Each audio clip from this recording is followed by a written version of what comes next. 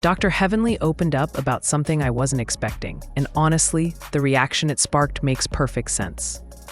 Hearing her say she's not proud of growing up on government assistance hit differently, especially knowing she's running for U.S. House of Representatives. Why won't you say I that? grew up on government assistance, right? Those are the things Went that to the you should inner say. city schools. Those are the things. I don't think that that's congressional, so I don't say it. But it's not about. personal. Hold on, I'm so sorry. Go ahead. I'm so sorry.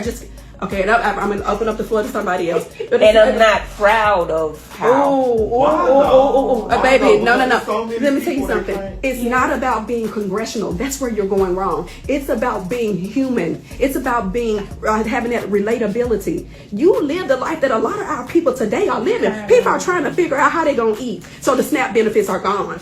We're 2 weeks. 2 weeks ahead of Thanksgiving, and somebody right now don't know what they're gonna put on their table. You can talk and speak to that. You came up on government assistance. That doesn't Why make is my that mama embarrassing? look like- No, that's not embarrassing. That is because not your mom provided. embarrassing. She provided. She did what she had to do, and there's so Right. many other people out here. Doing They're the trying same. to they're making ends meet. So they might got to go to the food pantries. They might have to go and have food stamps. Right now, they can't even get food stamps. You understand what I'm saying? Yeah. So don't. Let me tell you something. The beauty and the most power you have, if you never hear me say anything, friend, the most power that you have is being who you are and telling who you are and telling your story. If you unlock that, I don't think there'll be a candidate stronger than you. And that's it. We want you I to get can't this. get up on the stage quiet and talk about my past and sit up there and then cry. But here's the thing. You need That's to, not- okay. But how about we do this? How about you get used to talking about your past, that in your upbringing. So when you do, and you're on stages and large platforms, now you can talk about it without crying, but it's still heartfelt. Why don't we get used to doing that? Why don't we normalize that with you? Stop hiding. Two people that I know that hide, and y'all both my friends, but you and that damn jacket, y'all do not want to cry. Y'all do not.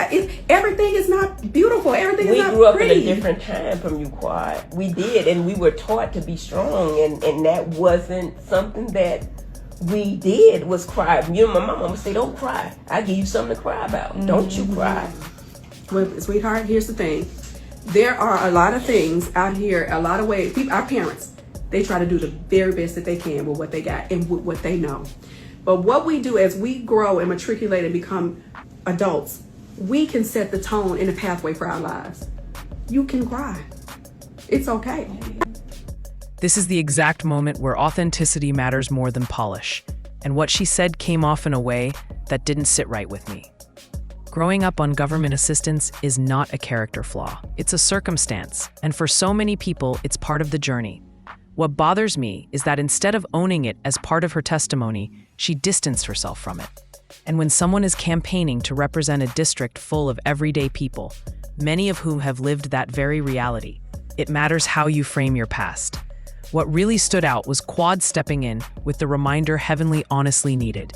She encouraged her to embrace that story, not hide it. And she was right, because like it or not, that struggle is what shaped her. It's what shaped a lot of us. There's strength in coming from nothing and building something meaningful. That's not shameful, that's inspiring.